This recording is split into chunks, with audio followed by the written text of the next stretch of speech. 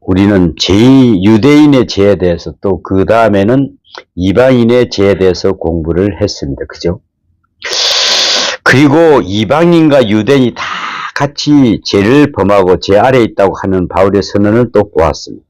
이제 오늘 본문에서는 유대인, 이방인 가릴 것 없이 인간이라고 하는, 인류라고 하는 종합적 의미에서 모든 사람은 다 죄인이다, 이렇게 선언하고 있습니다. 사도 바울은 기록된 바 의인은 없나니 하나도 없으며 오늘 3장 10절에 강하게 확실하게 선언하고 있습니다. 이렇게 철저하게 죄를 선언하고 또 죄인됨을 인정하라고 강요하고 있습니다. 우리는 죄인이다, 나는 죄인이다, 이것을 확실하게 인정하라는 것입니다. 여기에 절대로 외가 있어서는 안 된다고 가르치고 있습니다. 어느 목사님이 성경 공부를, 교인들 성경 공부를 지도하고 있었습니다. 그런데 모든 사람은 다 죄인이라고 이렇게 가르쳤더니 앞에 앉은 여집사님 한 분이, 목사님 무슨 말씀이세요? 나는 죄인이 아닌데요. 평생 동안 그님을 한 번 일이 없다고 하더랍니다. 그래서 이 목사님은 참, 그래요, 그러면 얼마나 좋겠습니다. 참말로 훌륭하신 집사님이십니다, 칭찬을 했답니다. 그런데 마침 그날따라 그 집사님 댁에 신방 갈 일이 생겼어요. 그래서 성경 공부를 마치고 몇몇 사람과 함께 그 집사님 집을 갔는데, 집사님이 잠깐만 기다리라 그러네요. 대문하셔서. 그래서 잠깐만 기다리십시오, 목사님. 그 아이들이 방을 잘 치워놓았나 걱정을 하면서 이제 기다리고 치워놓고 혼자서 이제 들어가서 보니까 아이들이 한바탕 물건을 던지고 엎어놓고 난리가 났어요. 완전 난장판이야. 그런데 엄마가 조용히 하라고 해도 한창 싸우는 아이들 씩씩거리면서 한 아이도 뭐 울고불고 나다이 나서 절대로 엄마가 뭐라고 하면은 말을 안 듣습니다. 그래가지고 뭐라고 그랬겠죠? 야, 밖에 거지 왔다, 조용히 해라, 이랬더니 아이들이 뚝 하고 그치더랍니다. 졸지에 목사님이 거지가 된 것이죠. 그죠? 자, 여러분, 사람들이 자기는 죄 없다고 하는 말은 거짓말입니다. 이 집사님은 금방 이렇게 거짓말을 했어요. 그래서 신방도 잘해야 되겠다, 갔다 가면 목사가 거지 신세 되는 게다 하는 생각을 해보게 돼. 응? 야, 거지 왔다 뚝 그친다는데 말이야. 그래서 아우구스티누스의 유명한 말이 있습니다. 사람은 다 죄인인데 죄인에는 두 가지가 있다. 하나는 나는 죄인입니다 라고 생각하는 죄인이 있고, 또 하나는 나는 의인이다 라고 생각하는 죄인이다. 둘 다 죄인이다. 이 두 가지의 죄인이 있을 뿐 의인은 없다. 이러듯 사람은 철저하게 자기의 죄인됨을 인정하고 철저하게 회개할 때만 은혜가 은혜될 수 있는 것이다. 여러분, 이것을 우리가 알아야 합니다. 지금 혹 여러분 마음 가운데 왜 하나님은 나를 이렇게 대하실까?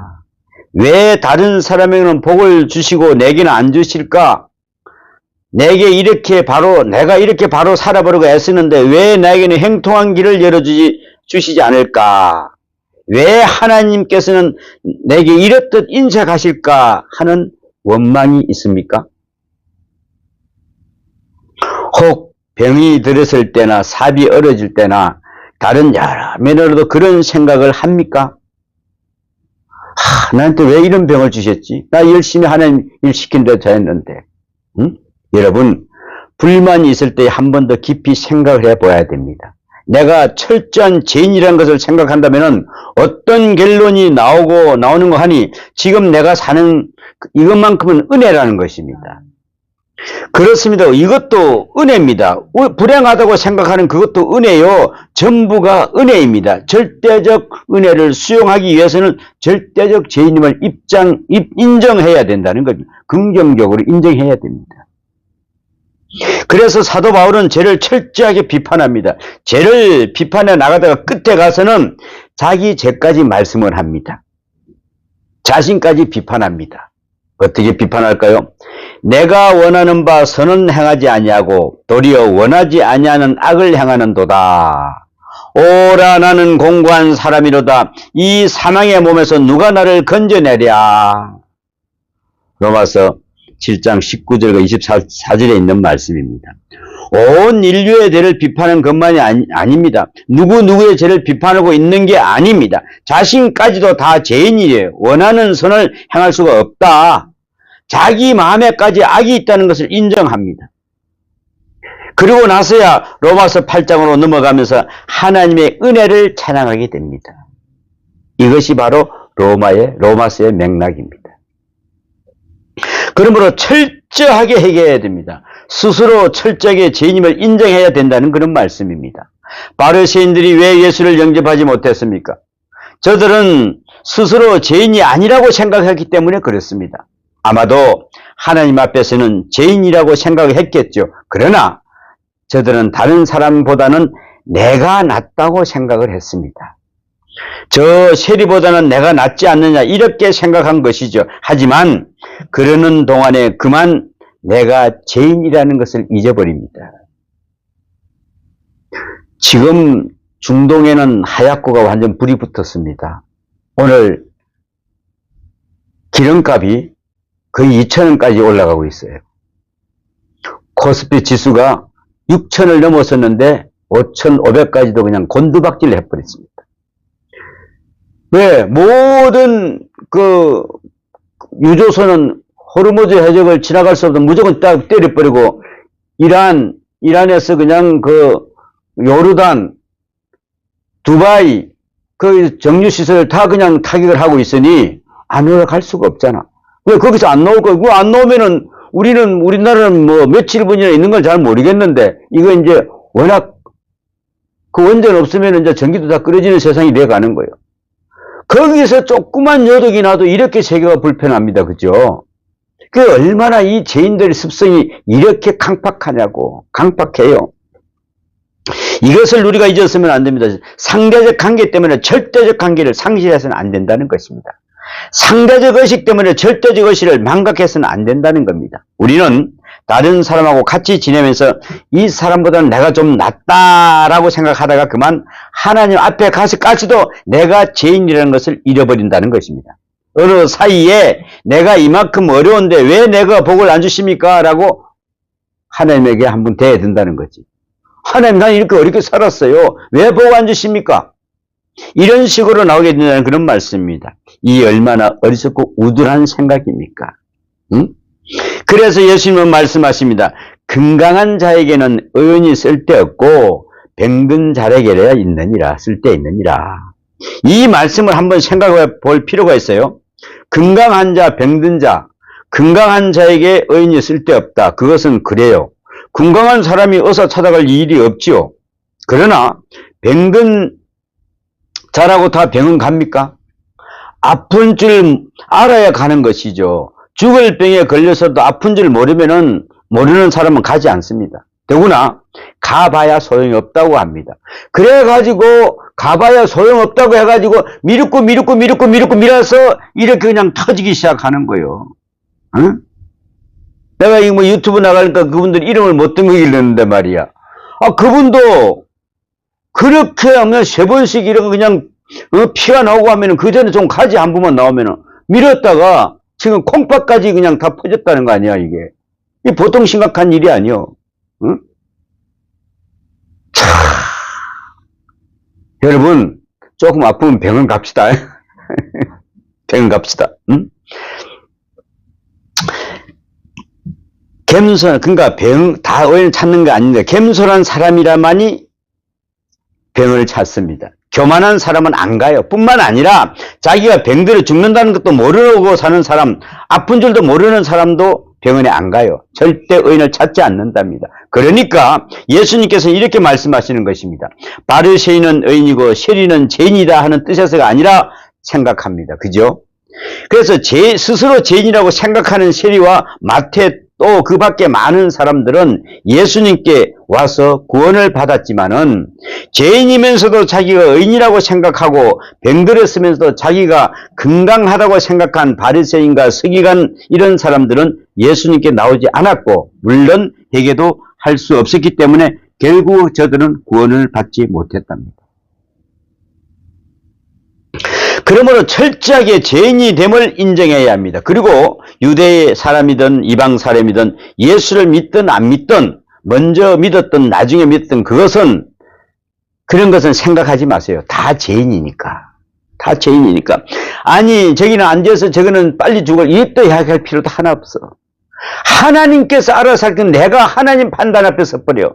내가 하나님이 돼서 참 보통 일이 아니에요. 이게 보통 일이 아니에요. 그래서 오늘 성경은 이렇게 강하게 말합니다.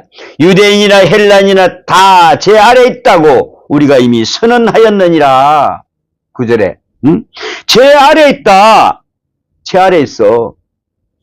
이 말은 헬라로 후프 하말티안이라고 하는데 후프라는 말은 밑에 있다는 전치사이고 하말티안이라는 말은 간역에서 빗나갔다라는 뜻이랍니다. 죄라는 단어가 있습니다만은 제일 보편적으로 쓰이는 단어가 이것입니다. 하나님께서는 원하시는 초점이 있어요. 거기서 조금만 빗나가도 그것은 죄인인 것입니다. 그것을 우리가 잊지 말아야 합니다. 그러므로 기독교는 무엇보다도 죄의 간이 뚜렷해야 분명해야 됩니다. 죄간이 분명해야 은혜간이 분명해지는 것입니다. 그런데 문제는 여기 있어요. 현대인들은 또는 지성인들에게는 죄가 참 많아요. 그것은 자기의 생각, 자기의 논리로 죄에 대한 개념을 정리하기 때문에 그렇습니다. 죄를 실제적인 것으로 생각하지 않고 하나의 관념으로 생각하려고 합니다. 죄는 생각하지 않고 죄의식만 생각을 해요. 죄가 있다고는 생각하지 않고 죄의식이란 것이 있다고 생각을 해요. 여기에 문제가 되는 것입니다. 이것은 신학적으로 아주 중요하고 심리학적으로 굉장히 중요한 문제입니다.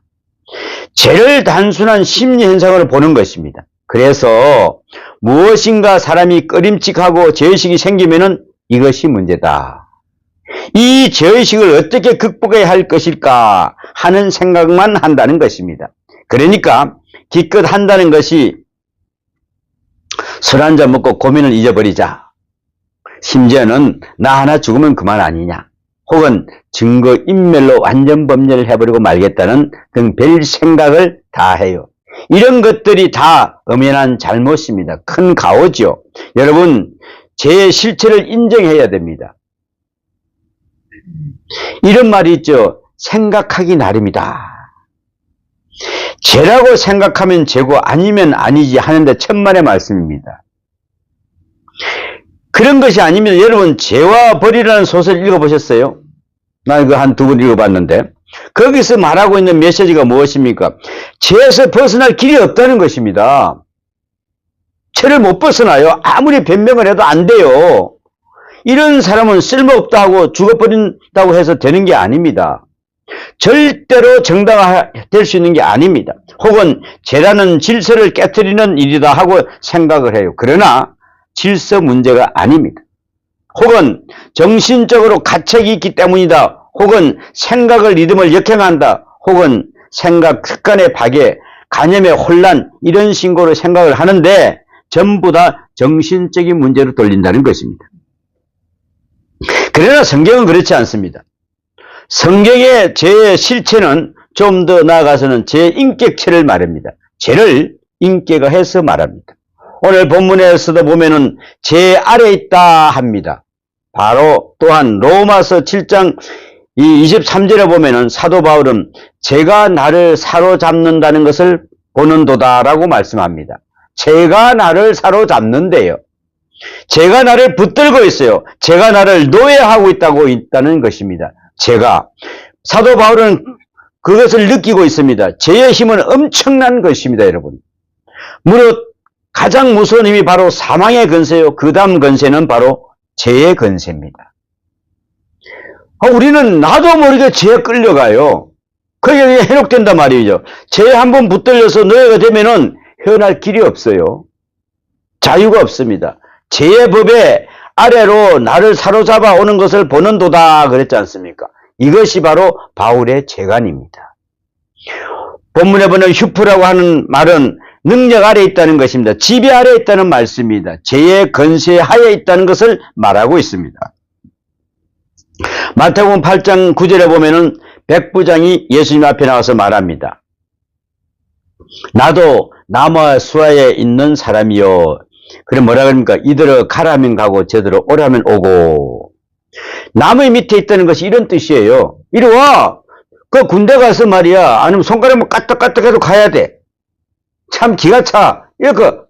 이러면 이거 우리가 딱 움직여야 돼. 이게 바로 죄 아래에서 이런 생활, 이런 습성을 하는 거예요.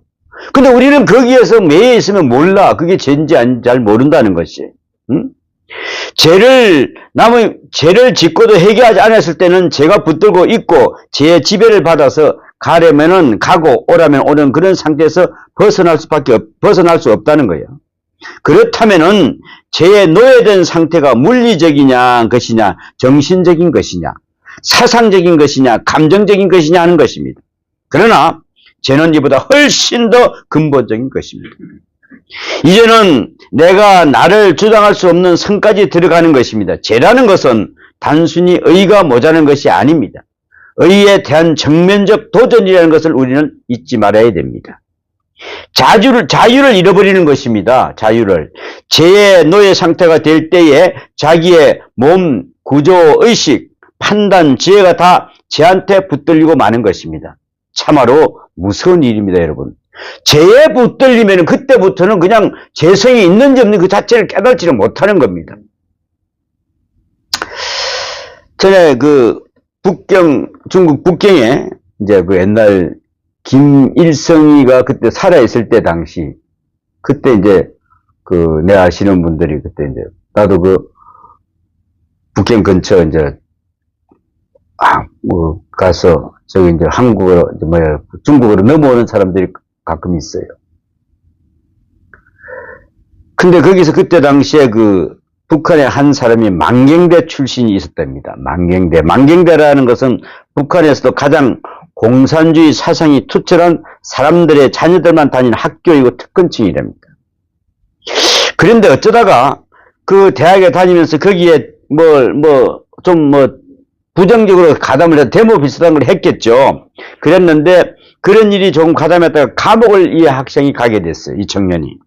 감옥에서 자기가 끝나는 것을 알았습니다. 그래서 특권층 자녀라서 어떻게 해서 길이 있었던지 도망을 해서 두만강을 넘어서 북경까지 온 것이죠. 그러니까 이 사람은 북한 정부가 싫어서 중국으로 온 거죠. 그죠?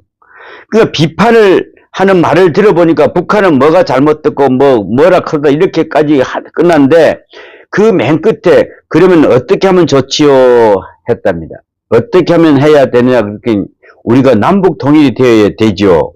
어떻게 해서 다시 고향에 갈 수 있습니까 하니까 목사님께 물었습니다. 그랬더니 목사님이 대답했답니다. 그때에 김일성이가 죽기 전이었답니다. 그래서 뭘 그래, 아버지 수령이 죽어야지. 그랬더니 식사하다 말고 벌떡 일어나면서 무슨 불경한 말씀 하시냐고. 아니 수령님이 죽다니요 하며 대들더라네요. 아니 김일성이가 싫어서 거기서 와놓고 김일성이가 죽는다니까 단장 얼굴이 변하는 것입니다. 그래서 목사님께서는 앉아. 그리고 다시 한번 냉철하게 생각해보게. 김일성이도 사람인데 나이 많으면 죽지 않겠나. 그러니까 가만히 있더라는 것입니다. 자, 얼마나 교육을 받았는지 수령님은 안 죽는다고 생각하고 있었다 이겁니다. 근데 보세요. 분명히 김일성은 죽었어요. 그죠? 아직까지 북한이 버티고 있는 것은 지금도 그 망령에 좌우하기 때문에 김일성은 죽었지만 자기는 김정은도 죽었지만 그 마음속에 아직도 안 죽었어요. 북한의 질서가 그래서 유지하고 있는 겁니다. 그래서 백두혈통을 이어온다 그러지 않아서 지금 이제 이것을 한번 우리가 깊이 생각해 보면은 한번 이렇게 깊이 노예가 되면은 그 생각 속에 습관 속에서 세계관 속에서 확 붙들려 있다는 것입니다. 이게 얼마나 중요한지 모릅니다. 이거. 여러분도 아시는 대로 죄의 노예가 된 것은 느껴지지를 않아요.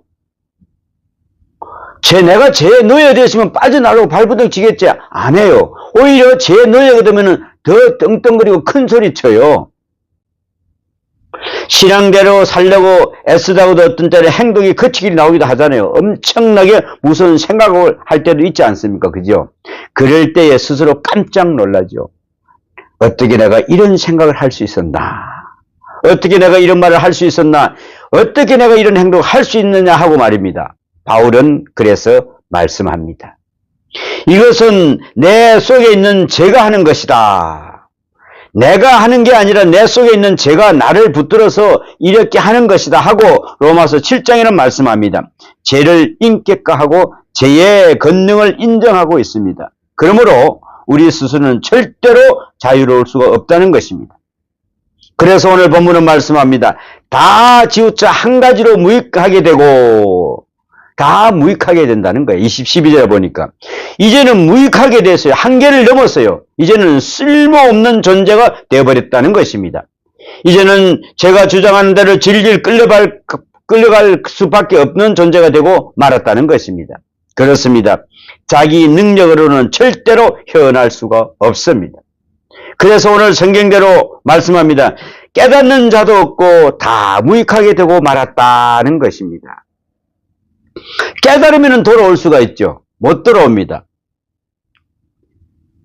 전에 보면은 아프리카에 보면은 뱀이 많지 않습니까? 전에 제가 그 동물의 세계라는 그 프로그램을 한번 보니까 뱀이요, 새를 잡아먹어요.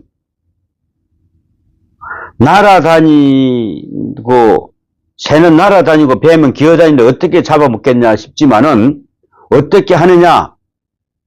뱀은 먼저 나무가지에 가만히 올라가 있어요. 그러다가 새가 한 마리 날라온다든가 하면은 눈을 보는 거죠. 그런데 새 눈과 뱀 눈이 이렇게 딱 마주치면은 이상하게도 새가 꼼짝을 못해요. 그래서 정신을 쏙 빼놓은 다음에 천천히 탁 잡아먹는 거예요. 그 장면이 그렇게 놀랄 수가 없어요. 제가 그렇습니다. 제가 가만히 쳐다보니까 나도 멍청하게 그냥 따라갔다가 하고 들어가는 거예요. 잡아먹히는 거예요. 잡아먹혀. 제가 우리를 포로를 했을 때는 제 눈초리 앞에서 꼼짝을 못한다는 것입니다. 자유가 있는 것 같지만 어림도 없어요. 가라면 가고 오라면 오고 후회하고 뉘우치면서도 도저히 벗어날 수가 없는 것입니다. 왜요? 죄의 노예가 됐기 때문에 그렇습니다. 그러므로 죄의 권능을 절대로 과소평가하지 마세요. 죄의 능력은 무서운 것입니다, 여러분. 스스로 빠져나갈 수가 없음을 우리는 알아야 합니다. 그래서 성경은 쓸모없는 자가 됐다. 마치 노아의 홍수 때에 많은 사람의 육체가 되어버린 것처럼 쓸모없는 인간이 됐다. 하나님의 형상을 찾아볼 길이 없다. 양심도 인성도 다 지나고 하나님을 만날 수 있는 능력마저 없어지고 말았다 합니다. 그 결론이 결국은 의인은 없나니 하나도 없으며 오늘 10절 말씀입니다. 특별히 저는 바울의 기억력을 참 놀랍게 생각합니다. 저는 요즘에 기억력이 좀 자꾸 떨어지는 것 같아요. 뭐 하면 끄떡하면 놔놓고 나오고 그러는데 오늘 본문에 보면은 그 있는 말씀을 보면은 성경에서도 사도 바울이 인용하고 있는 말씀이 있습니다. 시편 14편 1절을 인용했고요. 4절, 시편 5편 9절, 시편 104편 3절, 이사야 59장 7절 8절 그리고 시편 36편 1절 등을 여러 곳에서 있는 말씀을 놀랍게도 그대로 암기해서 인용하고 있습니다. 구약에 있는 말씀을 그대로 인용한 것입니다. 뭘까요? 의인은 없나니 하나도 없으며 깨닫는 자도 없고 하나님을 찾는 자도 없고 쭉 하고 인용하고 있습니다. 자, 다시 한번 생각합니다. 죄의 무서운 능력을 우리는 인정하세요. 인정해야 됩니다. 그 다음에 의인은 없다는 것도 인정해야 합니다. 좀 더 실질적으로 말씀드리자면 의가 없다는 것을 인정해야 됩니다. 내 의가 하나도 없어요. 나 자신에게는 아무것도 의가 없어요. 의는 존재하지 않을 뿐더러 어렵다고 하는 노력마저도 소용이 없어요. 그래서 성 아우구스티누스는 말합니다. 내가 어렵다고 하는 그것도 죄다. 내가 어렵다고 하는 이 자체도 죄라는 거야. 사실입니다. 그죠? 가만히 보면은 어렵게 산다는 사람들이 교만합니다. 사실은 교만죄 하나 더 짓는 것이죠. 그죠? 나는 교만죄 하나 더 짓고 있다. 이야기입니다. 그런가 하면 내가 하나님을 찾아보겠다고 그리스도 없이 그리스도를 통하지 않고 성경을 통하지 않고 하나님을 찾아보겠다고 많은 사람들이 노력을 해요. 그러나 그들이 찾는 것은 뭘까요? 우상일 뿐입니다. 어느 사이에 우상 섬기고 있어요. 여러분, 이것을 우리 잊지 말아야 합니다. 그러므로 그리스도 없는 세상, 그리스도를 통하지 않고는 의인은 하나도 없다. 예수를 통하지 않고는 의인이 하나도 없다는 겁니다. 내가 뭘 잘하고 저런 거 하나도 소용없어요. 과거에도 없었고 오늘도 없고 미래에도 없다는 것을 우리는 알아야 합니다. 좀 더 깊이 말씀드리자면은 스스로 어렵고자 하는 생각마저 포기해야 됩니다. 내게는 아무 의도 없습니다. 이것을 우리는 인정을 해야 합니다. 인정하시겠습니까? 인정해야 됩니다. 저는 전에 어느 목사님이 이런 이야기를 제가 들었습니다. 그분이 거리에 나다니는 것이 좀 겁이 납니다. 그랬습니다. 길거리에 나다니는 것이. 왜 그러냐고 물어봤더니 이렇게 대답합니다. 어떤 교인들은 저를 만나면 목사님 11조 바치면 복을 받는다고 했지요. 그래서 제가 11조를 꼬박꼬박 바쳤는데 복이 오지 않았습니다. 도로 돌려주세요. 했답니다. 그러니 이것을 어떻게 하면 좋으냐? 그뿐 아닙니다. 성금 11조까지 바쳤다는 거예요. 성금 11조 뭔 줄 아세요? 1000만원 벌 거라 생각하고 100만원 했던 거지. 왜? 그걸 어떻게 성금 했는데 100만원 바친 건데 빚을 내다가 바쳤어요. 미리 100만원 바치면 1000만원 들어올 줄 알고. 그러니까 돈 벌어서 바치는 것이 아니라 받을 것을 미리 바치는 거죠. 그렇게까지 했는데 장사가 안 되고 돈이 안 벌어지고 자기가 이미 이제 바친 것을 더 달라는 것이죠. 목사님을 붙들고 돈 내라고 했답니다. 이러니 그 목사님이 길거리 다니기 어렵죠. 이 사람 좀 지나친 것 같지 않습니까? 그죠? 그러니까 이렇게 우리가 사악해질 수 있다 뿐이네. 왜? 하나님을 영해서 무슨 점쟁이한테 가서 점유를 받았으면 나 같으면은 큰 구슬을 해야 되니까 한 1억만 좀 가져와버리겠다. 그치?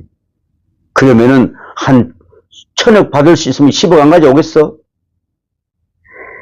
자, 그 비싼 교인들도 많습니다. 하나님 앞에서 원망합니다. 나는 왜 복을 못 받습니까? 합니다. 그뿐 아닙니다. 왜 교회에서 나를 알아주지 않는다고 합니다. 이게 다 무슨 일입니까, 여러분? 가장 무서운 것은 바로 명예입니다. 명예, 그죠? 내가 이렇게 수고했는데 왜 내게 명예가 돌아오지 않는다는 이런 말씀입니다. 교회에서 좀 수고했다고 왜 나에게는 복 안 주냐고. 참 어느 사이에 이렇게 됐습니까? 처음에는 좋은 뜻으로 의롭게 선하게 진실하게 했다고 하다 보니까 어느 사이에 이렇게 돼버렸습니다. 그것이 바로 죄의 놀라는 것이죠. 놀란 것이죠. 놀라는 것이죠. 악에 노예된 상태에서 이렇게 되는 거죠. 실은 선한 일을 한 것 같이 아닙니다. 선한 한 것이 아닙니다. 그 동기가 선하지 않았어요. 자기도 몰랐어요. 스스로 속았어요. 내 속에 이렇게 무서운 악이 있는 줄 몰랐다는 것입니다. 그래서 대개 교회를 한다고 힘쓰다가 섭섭하다고 그래요. 섭섭하기는 무엇이 섭섭해요? 누구를 위해서 한 일입니까? 목사님한테 잘 보려고? 아니 그 성도들한테 내가 좀 인기 좀 달라고? 앞으로 그래가지고 내가 건사 되려고? 앞으로 그래 내가 장로 되려고?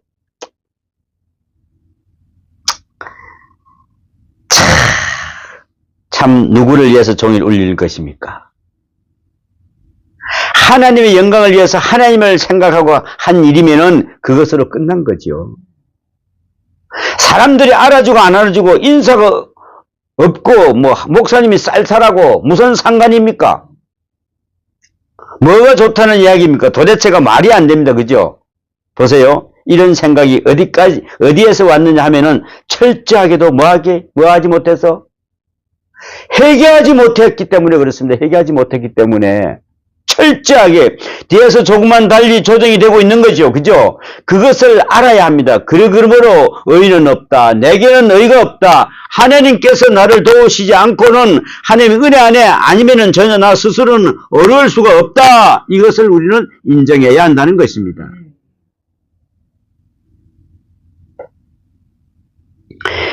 죄를 지었으니 죄지요. 죄를 계속하니 죄지요. 죄를 변명하고 있으니 죄인입니다. 때로는 죄의 노예가 되어 있으면서도 그것이 죄인 줄을 모르고 행하니 죄입니다. 더 무서운 죄인 것입니다. 여기서 우리가 빠지는 시험이 여기 있습니다. 그것은 상대적으로 관계에서 비롯되는 것인데 아무리 그래도 다른 사람들보다 내가 낫다 함입니다. 내가 그래도 목사님 제가 그래도 내가 조금 누구 좀 더 잘했지 않을까 이렇게 한다는 것이죠. 그런 것은 하나님 보시고 아시는 것이지 내가 어떻게 합니까? 사람 속 내가 까디비하지 알 수가 없잖아. 진실을 어떻게 알아요? 누가 더 잘 믿는지 물질로 평가할 수가 있어요. 그런데 어느 사이에 저 사람보다 내가 좀 더 잘 믿는다. 저 사람보다 내가 좀 더 어렵다 하고 생각을 해요. 그렇게 생각하는 동안에 하나님 앞에 나는 죄인이 됩니다. 내가 뭐가 남겠습니까? 어제는 내가 설교하면서 그런 이야기 했는데, 어저께 밥을 먹는데, 갑자기, 배 목사, 나한테 그럴 수가 있어! 하면서 하는데 갑자기 내가 황당했어요. 그게 무슨 말입니까? 머리가 왜 나보다 하얀 말이야? 그래 놓고는 자기는 농담했대. 이런 황당한 일이 있어. 그래 내가 뭐라 그랬게? 죄송합니다. 제 머리가 하얘서.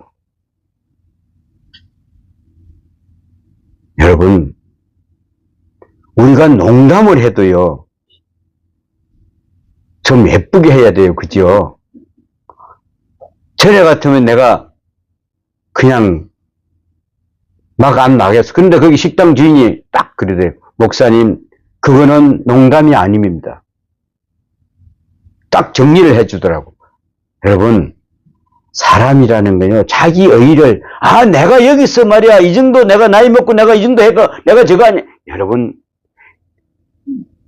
배는 익으면 뭐 한다고요? 고개 숙여야 돼요.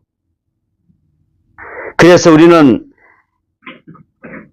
상대적 의에서 빠져서 하나님과의 관계를 저버리고 절대적 관계를 잃어버리는 어리석음을 범하면 안 됩니다. 이것을 우리가 알아야 합니다. 가끔 이런 경우가 있어요. 하나님 앞에 회개할 때 나는 죄인입니다. 하다가도 누가 집사님 실수하셨어요. 잘못한 거예요. 하면은 단장 두 마디 말이 튀어나옵니다. 그럴 수밖에 없어요. 그리고 당신은 죄가 더 많지 않느냐 합니다. 꼭 이렇게 나와야 잘못되지요. 그죠? 이게 바로 문제입니다. 하나님 앞에 회개를 해서 나는 죄인입니다 했으면 문 밖에 나갔을 때는 누가 나에게 돌을 던져도 내 얼굴에 침을 뱉어도 절대로 섭섭하다든지 방황하는 마음이 생겨서는 안 되는 겁니다. 그냥 한 번 뱉은 거 끝내요. 그거 어떻게 하겠어요? 하나님 앞에 죄인이니까 사람 앞에서도 죄인이죠. 죄인을 죄인이라고 하는데 뭐가 나빠요? 뭐가 잘못됐어요? 그런데 하나님 앞에서는 죄인입니다 하다가도 사람들이 죄인이라는 말을 들으면 절대 못 참는답니다. 우리 사모 죄인이요 이러면은 아이고 목사님 나보고 왜 또 죄인이라 그래? 이걸 못 참는다는 거예요. 이게 어떻게 회개입니까? 이게 회개 아닙니다. 이런 거는. 또 하나 최선을 다했다고 변명을 해요. 정말 최선을 다했습니까? 히브리에서 보면은 너희가 죄와 싸우되 피를 흘기까지 하지 않았다.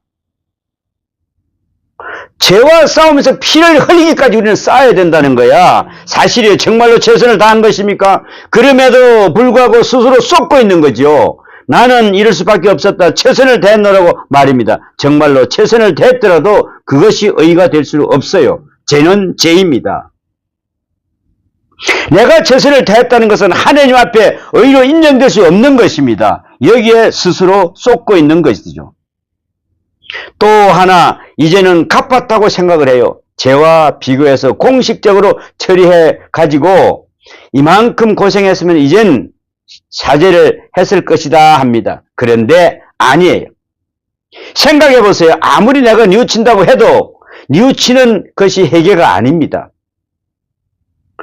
뉘우치는 것이 해결되는 것이 아닙니다. 설사 내가 한평생 고행을 했다고 해도 내 죄가 없어지는 것이 아닙니다. 하나님과의 관계니까요. 그것을 잊지 말아야 한다는 것입니다. 그럼에도 불구하고 보상했으니 혹은 갚았느니 이런 생각을 하면은 스스로 쏟고 있다는 것입니다. 아, 내가 보상했으니까 끝난 거 아니냐? 아니요. 그러는 동안에 나의 죄인됨을 내가 부정하게 되는 것이다. 의는 평생을 이루어도 의는 못 됩니다. 그러나 죄는 한 번 지었어도 죄인입니다. 때때로 우리는 이런 분들을 봅니다. 나를 위해 한평생 젊었을 때부터 오로지 나를 위해서 일 많이 했어요. 그러다가 그때 가서 혹 무슨 부정이 있다든가 하면서 감옥에 가지 않습니까? 평생 나를 위해서 일하다가 해서 그만큼 잘못을 봐준다. 그런 건 없어요. 그죠? 그거 좀 봐줘야 될 거 아니에요. 공무원 오래 했으면 오래 한 그 공도를 좀 봐줘야지. 안 봐주잖아. 죄인은 죄인이라는 것이죠. 이것을 우리는 잊지 말아야 됩니다. 그러므로 우리가 아무리 의를 이룬다고 쳐더라도 그리 할 수도 없겠지만은 의를 이룬다고 해도 결코 의가 되지를 못합니다. 한 번 죄를 지었든지 얼마를 죄를 지었든지 죄는 죄로 남는다는 것을 잊지 말아야 합니다. 스스로 내가 죄에서 벗어날 길이 없다는 것입니다. 그래서 오늘 성경은 논리적으로 죄를 세 가지로 설명하고 있습니다. 우선 성품에서 지는 죄를 말씀합니다. 하나님을 두려움이 없느니라 18절에. 하나님을 우리는 두려워해야 됩니다. 또 모두가 다 모르게 되어버렸다. 깨닫는 자가 없다고 말씀합니다. 성품적으로 성품 자체가 죄를 짓고 죄스러운 성품이 되고 보니까 하나님을 깨달을 수가 없게 되었다. 그것은 이미 죄에 물든 성품이 됐기 때문입니다. 또 깨달지도 못해요. 그래서 하나님의 의에 대해서 무관심해졌고 하나님을 찾을 수 없게 됐어요. 좀 더 나아가서 죄에 대한 고통도 없어요. 심각해 하지 않습니다. 죄를 함대도 이거 내가 죄지었어. 이거 아니. 그래서 옛날에 우리나라 속담에 뭐가 있죠? 바늘 도둑이 소도둑 된다. 그래서 예수님이 작은 것 하나 그 죄를 짓지 말라 한 이야기 거기 있어요. 응? 걸핏하면 보통 있는 일이지 어때? 이런 말이 있죠. 본래 배고픈 사람은 코가 예민합니다. 그죠? 배가 고프면 멀리서 그냥 뭘 하든 그 냄새 다 맡고 기가 막히게 알아맞혀요. 아주 코가 예민하죠. 그러나 배가 불러 있으면 냄새가 둔해져요. 그죠? 그래서 대개 보면은 출세하고 돈 많은 사람들은 좀 둔하답니다. 세상이 원래 그런 거야. 그렇게 해버린다는 거죠. 가난한 사람은 예민해져요. 배부르면 아주 무관심하게 됩니다. 그러나 이제 우리가 알아야 할 것은 무통증도 병이라는 것입니다. 내가 통증이 없다고 해서 죽어가는 사람이 죽지 않는 게 아니라는 것입니다. 의식과는 관계가 없어요. 죄의식이 정도만 죄만이 죄가 아니에요. 죄의식이 없는 죄도 죄라는 것입니다. 실은 더 무서운 죄예요. 그래서 마비 상태에 있고 불감증 상태에 있고 괴로움도 없어요. 하나님도 두려워할 줄 몰라요. 이것이 결정적인 더 무서운 죄입니다, 여러분. 그리고 오늘 본문을 보니까 평강의 길을 알지 못하였고 라고 17절에 말씀합니다. 이제는 어떻게 해야 살 것인가? 어떻게 해야 구원을 받을 것인가? 그것도 모르게 되어버렸다는 것입니다. 평강의 길을 알지 못한다. 예수님께서는 감람산 언덕에서 예루살렘을 내다보시면서 울며 말씀하십니다. 너희가 평화에 관한 길을 알았으면 좋을 뻔했거니와 내 눈에 숨겨졌도다 그랬습니다. 이제 다 끝났어요. 그러므로 평화의 길, 생명의 길조차도 알지를 못합니다. 하나님을 두려워한 마음도 없어버렸습니다. 그러니까 다 끝난 거 아니겠습니까? 그 다음으로 본문은 언어의 죄를 말씀하고 있습니다. 언어의 죄. 언어의 죄가 뭡니까? 말의 죄입니다. 말의 죄. 이 입에서 나오는 죄. 그래서 목구멍이라는 말을 표현합니다. 목구멍은 열린 무덤이요. 그 해로 쏘김을 베풀며 그 입술은 독사의 독이 있고. 참 무서운 거죠.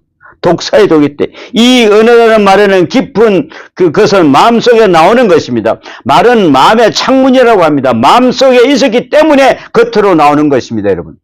여러분, 어쩌다가 불쑥 내 입에서 욕이 나오거든. 회개하세요.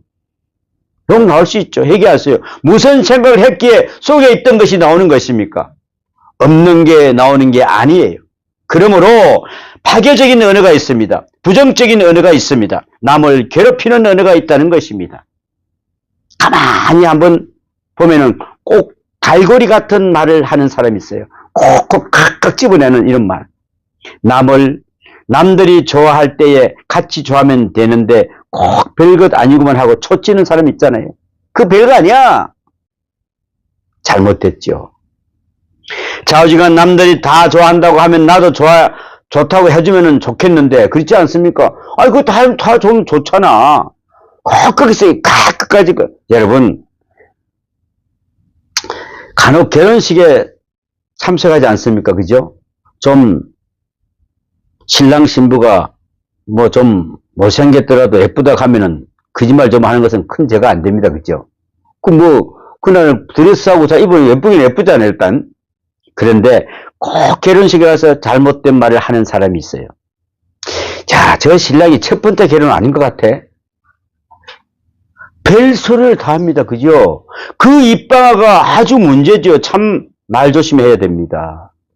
잘못하는 말은 파괴적입니다. 그래서 독사의 독이 있어요. 칼로 찔러야만 사람 죽이는 게 아닙니다, 여러분.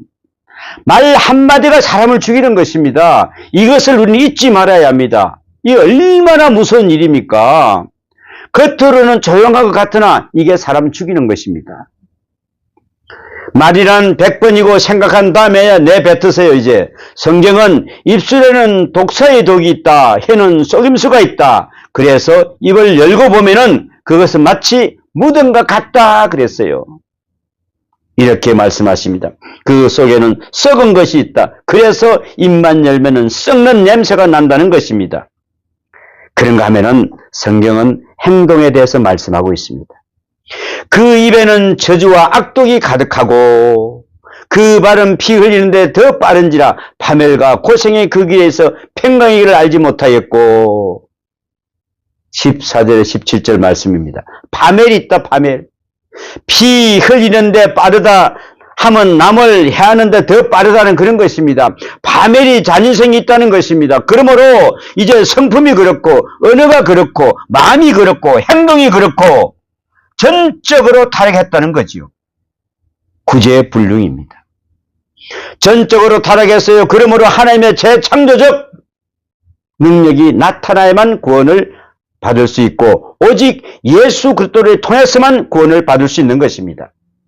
전적으로 죄인이라는 것을 완전히 인정하는 사람이라야 어떤 행편을 하든지 살든지 그것에 대한 것이 은혜인 것입니다. 그래서 하나님께 감사해야 되는 것입니다. 여기에 새로운 은혜의 길이 있습니다. 이런 말이 있습니다. 회개의 깊이만큼 은혜의 높이가 있다는 것이다. 여러분, 회개하면은 그 은혜는 이루 말할 수가 없습니다. 오늘도 이제 우리가 또 3일 동안 살아가면서 내 입조심, 내 몸조심, 내 모든 것을 열린 무덤처럼 다 엎어놓고 나오지 않게 하시기를 바랍니다.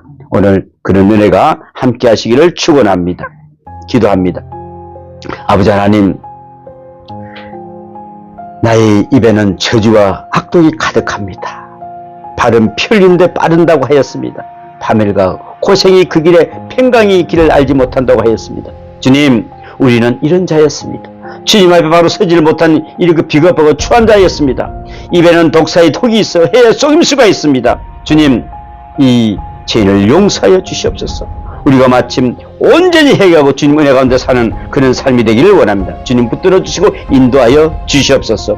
회개의 깊이만큼 은혜가 넘는다고 하였사오니 늘 회개하고 자복하는 복된 삶이 되게 도와주시옵소서.